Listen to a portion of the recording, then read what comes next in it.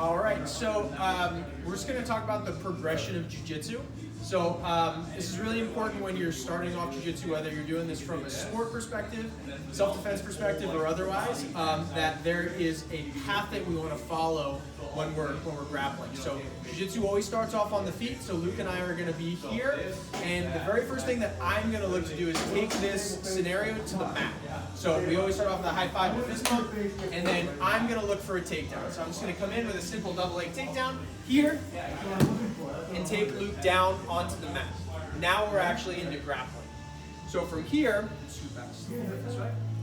we're in a guard scenario. So Luke is in his guard, I'm on my feet, so I'm passing guard. So I need to get past Luke's legs so that I can get into a series of pins to look to attack some submissions. So I'm going to come to the side here, get a nice little knee staple, pummel my arm, and slide through into what we call side control here.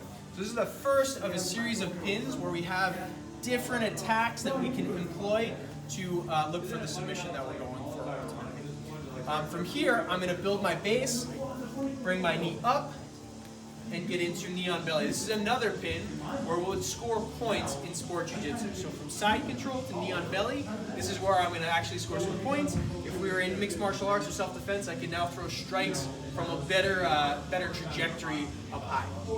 I'll put my hands down, pivot my knee across, and land in the mount, and now I've scored points once again, where I have again a number of submissions here, as well as a good opportunity for some more ground and pound opportunity. And then last but not least, the best position that we can possibly get into in Jiu-Jitsu is the rear mount. So if I go from top position and I'm able to come all the way around and take my opponent's back, I then have the opportunity at a number of submissions where this person, my opponent, has almost no submissions available unless I make a big mistake. So that's kind of the general pathway that we like to take in Jiu-Jitsu. There's one other little alternative, and that's guard pulling. So let's address guard pulling very quickly. So if I choose not to take my opponent down because I have a good guard, I can choose to pull guard. So I'm going to go here, grab the collar, grab the sleeve, step my foot up under the hip, and come into a guard. With my De La Hiva, I'm going to go into a simple tripod sweep. So I'll come foot on the hip, foot on the ankle, push and pull, technical stand up, and once again, I'm now passing guard.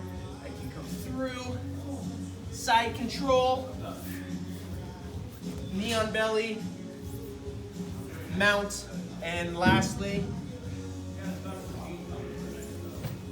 the rear mount.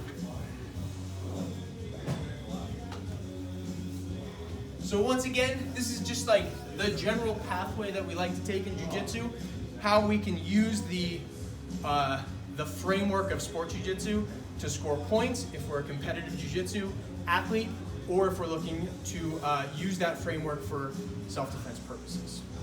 That's it. You got one more, right, Dan? Yeah.